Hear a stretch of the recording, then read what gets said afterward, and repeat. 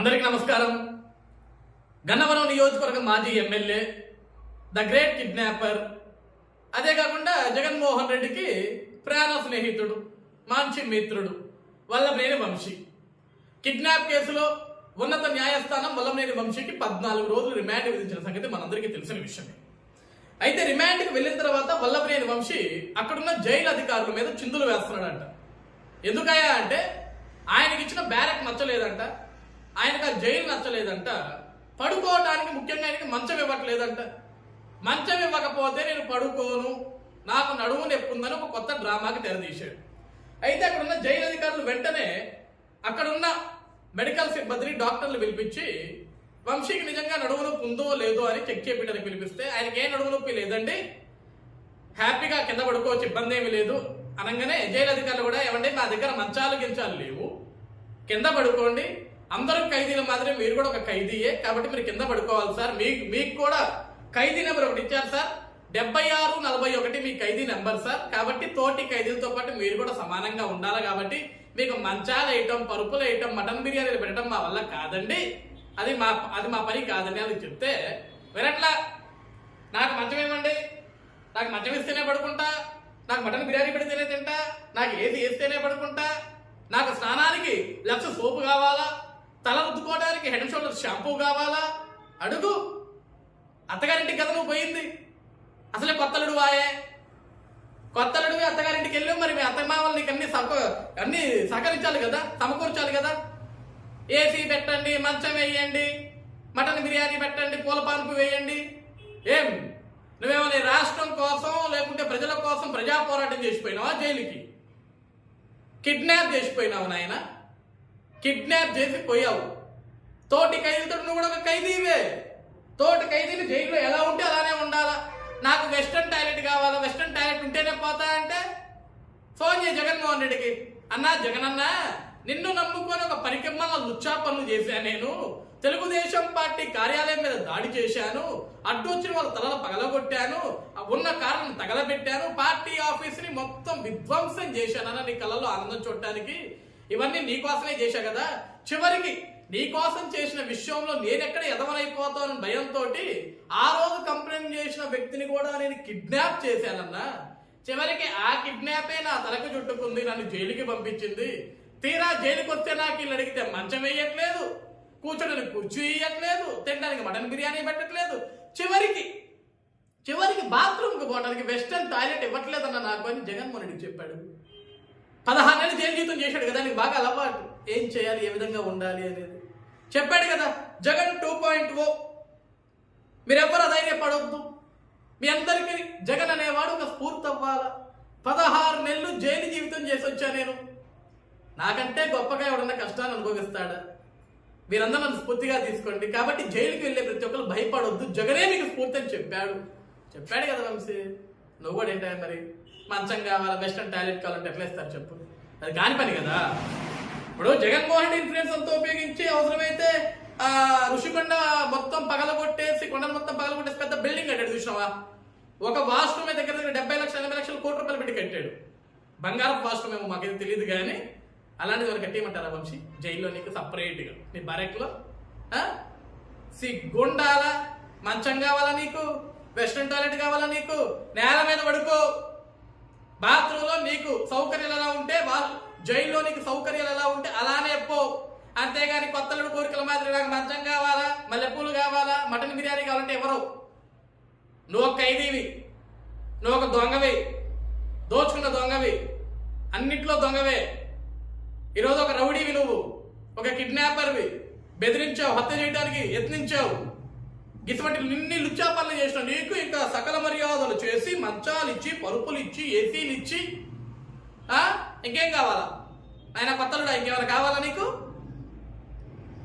ఇక నీ గురించి జగన్మోహన్ రెడ్డి బయట బాధపడుతున్నాడు. వల్లభనేని వంశీని కూటమి ప్రభుత్వం కావాల్సిన అరెస్ట్ చేసింది, ఇది కక్ష సాధింపు, ఇది రెడ్ బుక్ రాజ్యాంగం. ఏమై జగన్మోహన్ రెడ్డికి అసలు బుర్ర పని చేస్తుందా? అసలు వల్లభనేని వంశీని ఎందుకు అరెస్ట్ చేశారు? ఎందుకు అరెస్ట్ చేశారు? తాడేపల్లి కొంపలో కూర్చొని పబ్జీ గేమ్ ఆడుకుంటూ ఎగ్ పఫ్ఫులు తింటూ ఏం తెలిసి వస్తుంది? అసలు వల్లభనేని వంశీని అరెస్ట్ చేసింది ఎందుకు చెప్పు? ఒక మనిషిని కిడ్నాప్ చేశాడు, ఒక సాక్షిని ఒక కంప్లైంట్ని కిడ్నాప్ చేసి బెదిరించి భయప్రాంతులకు గురి చేసి నేను చంపేస్తామంటే ఆయన అరెస్ట్ చేయకుండా ఏం చేస్తాం ఆయన? గసవంతులు అరెస్ట్ చేయకుండా ఏం చేయాలా? చప్పట్లు కొట్టాలా? చాలా అద్భుతంగా కిడ్నాప్ చేసావు వల్లభనేని వంశీ, నీకు దండం పెడతాం, శాలువా కప్పి సన్మానం చేస్తామని చెప్పాలా? ఇక సిగ్గు లేకుండా ట్వీట్ చేసావు ఎక్స్లో నువ్వు. ఇదే కూటమి ప్రభుత్వం పరాకాష్ట, అధికారులు కూడా ఇష్టానుసారంగా ప్రవర్తిస్తున్నారు, పోలీస్ యంత్రాంగం గాడి తప్పింది, ఆంధ్రప్రదేశ్ రాష్ట్రంలో అంబేద్కర్ రాజ్యాంగం నడవట్లేదు, రెడ్ బుక్ రాజ్యాంగం నడుస్తుంది. 2019 నుంచి 2024 వరకు నీ పరిపాలనలో ఏ రాజ్యాంగం నడిచింది జగన్మోహన్ రెడ్డి? ఏ రాజ్యాంగం నడిచింది? ఇదే నీ వల్లభనేని వంశీ ఎన్నికలకు కరెక్ట్ గా 2 నెలల ముందు గన్నవరం నియోజకవర్గంలో తెలుగుదేశం పార్టీ కార్యాలయాన్ని విధ్వంసం చేసి తగలబెడితే ఏం చేసావు ఆ రోజు? ఆ రోజు స్పందించాలి కదా ఒక ముఖ్యమంత్రిగా నువ్వు. ఎందుకు తగలబెట్టావు వంశీ? నీకు అసలు బుద్ధి ఉందా, జ్ఞానం ఉందా? పార్టీ ఆఫీసులు తగలబెట్టిన సిగ్గులేనోడా అని చెప్పు తీసి కొట్టాలి కదా. కొట్టావా? ఈరోజు సిగ్గు లేకుండా ఏ ముఖం పెట్టుకుని ఇంకా ట్వీట్లు చేస్తున్నావు నువ్వు. వంశీ అరెస్ట్ కుట్ర కోణం, బెదిరించారు, సాక్షుల్ని ప్రభావితం చేశారు. అసలు సాక్షిని కిడ్నాప్ చేశాడు కదా, కిడ్నాపర్ కదా వల్లభనేని వంశీ. ఇక నువ్వు ఏ ముఖం పెట్టుకుని ఆయన ట్వీట్ చేస్తున్నావు? నువ్వేమో ట్వీట్ చేయటం, ఆయన ఏమో కోరికలు కోరటం. సరిపోయారు నాయన మీరందరూ కూడా. నిజంగా మేము రెడ్ బుక్ రాజ్యాంగం మొదలు పెడితే, నిజంగా నారా లోకేష్ గారు చెప్పినట్లుగా రెడ్ బుక్ ను ఓపెన్ చేస్తే ఆ రెడ్ బుక్ లో మొట్టమొదటి పేరు నీదే ఉంటుంది. ఆయన జగన్మోహన్ రెడ్డి గుర్తుపెట్టుకో. ఇక లోకేష్ గారు రెడ్ బుక్ ను తెరవలేదు. ఈరోజు లోకేష్ గారు ఈ రాష్ట్ర ఒక మంత్రిగా, ఒక బాధ్యత గల పౌరుడుగా, ఈరోజు ఆంధ్రప్రదేశ్ రాష్ట్రంలో కూటమి ప్రభుత్వంలో ఒక మంత్రిగా ఆయన పనులు ఆయన నెరవేర్చుకుంటూ బాధ్యత గల మంత్రిగా ముందుకు వెళ్తున్నాడు తప్ప కక్ష సాధింపు రాజకీయాలు ఆయన చేయట్లేదు. నిజంగా కక్ష సాధింపు రాజకీయాలు చేయాలనుకుంటే, నిజంగా రెడ్ బుక్ రాజ్యాంగంలో మొదలు పెట్టాలనుకుంటే, నిజంగా రెడ్ బుక్ తెరవాలనుకుంటే ఆ రెడ్ బుక్ లో మొట్టమొదటి పేరు ఉండాల్సింది వైఎస్ జగన్మోహన్ రెడ్డితే, మొట్టమొదటిగా జైలుకు పోవాల్సింది వైఎస్ జగన్మోహన్ రెడ్డి. కాబట్టి నువ్వు కంగారు ఇప్పుడు మాకు జగన్మోహన్ రెడ్డి గసవంటి అరెస్టులు ఏమన్నా ఉంటే మొట్టమొదటిగా పోలీసు వాళ్ళు వచ్చి మొట్టమొదటిగా కొట్టే తలుపు, తట్టే తలుపు నీది మాత్రమే అవుతుంది తప్ప నీ కిందన చెంచాగలదు అవ్వదు. ఈరోజు వంశీ ఇలాంటి అరెస్ట్ అయ్యాడంటావా? కిడ్నాప్ చేస్తే కామన్ గా పోలీసు వాళ్ళు అరెస్ట్ చేస్తారు కదా, అది పోలీసుల బాధ్యత కదా. ఈరోజు కిడ్నాపర్స్ అరెస్ట్ చేయకుండా ఇంట్లో కూర్చోబెట్టరు కదా.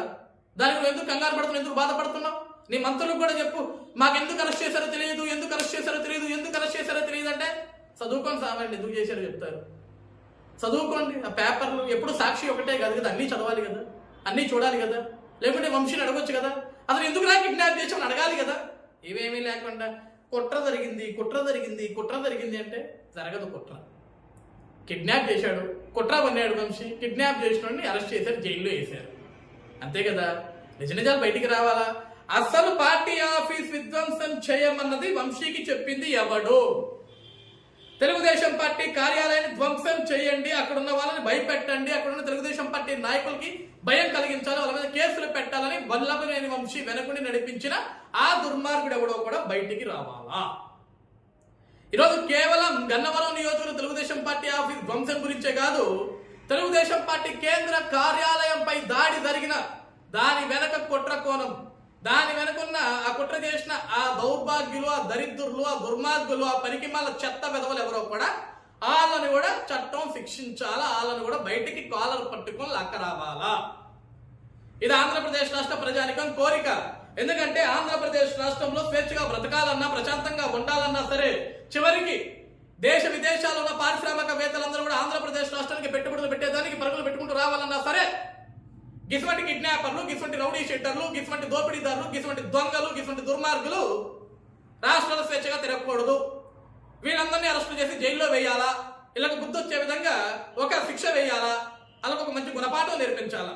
అవన్నీ జరిగితేనే ఆంధ్రప్రదేశ్ రాష్ట్రంలో ప్రజలు స్వేచ్ఛగా ఉంటారు. ఎందుకంటే గడిచిన 5 సంవత్సరాలు కూడా భయంతో బ్రతికారు, బిక్కుమంటూ బ్రతికారు. ప్రశ్నించాలంటే భయం, అడగాలంటే భయం, రోడ్డు మీద నడవాలంటే భయం. ఆడపిల్లలకి రక్షణ మాత్రమే కాదు, 2019 నుంచి 2024 వరకు ఆంధ్రప్రదేశ్ రాష్ట్రంలో జగన్మోహన్ రెడ్డి పరిపాలనలో ఆడవారికి మాత్రమే కాదు, మగవారికి కూడా స్వేచ్ఛ లేకుండా చేశాడు జగన్మోహన్ రెడ్డి.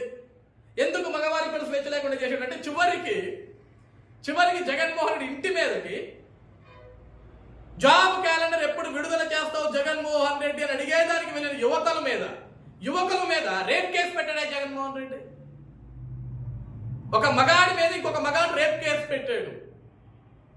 మరి జగన్మోహన్ రెడ్డి పరిపాలనలో మహిళలకే కాదు, పురుషులకు కూడా రక్షణ లేకుండా పోయింది ఆ రోజు. అది జగన్మోహన్ రెడ్డి పరిపాలన. కాబట్టి వంశీ, నీ కోరికలన్నీ నెరవేర్చడం చాలా కష్టమమ్మా. ఖైదీవి నువ్వు, నీకు ఒక నెంబర్ ఇచ్చారు 7641. మీ అన్న కూడా ఒక నెంబర్ ఉంది కదా 6093. మీ అందరికీ అద్భుతంగా మంచి మంచి నెంబర్లు వస్తాయి. ఎవరి నెంబర్ ఫ్యాన్సీ నెంబర్ అని చెప్పే విషయంలో మీరు అందరూ కూడా ఒక పోటీ పెట్టుకోండి. నాది ఫ్యాన్సీ నెంబర్ అంటే నాది ఫ్యాన్సీ నెంబర్, నాది ఫ్యాన్సీ నెంబర్ అంటే నాది ఫ్యాన్సీ నెంబర్ అని చెప్పేసి మీలో మీరు మురిసిపోవటం తప్ప. తప్పు చేసిన వాడు శిక్షించబడతాడు. ఇది కూటమి ప్రభుత్వం సాంప్రదాయం.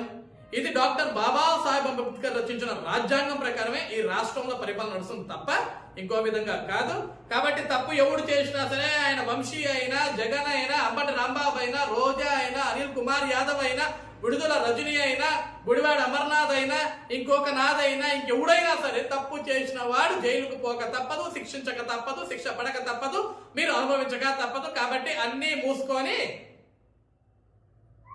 వేచి చూడండి మీ సమయం కోసం.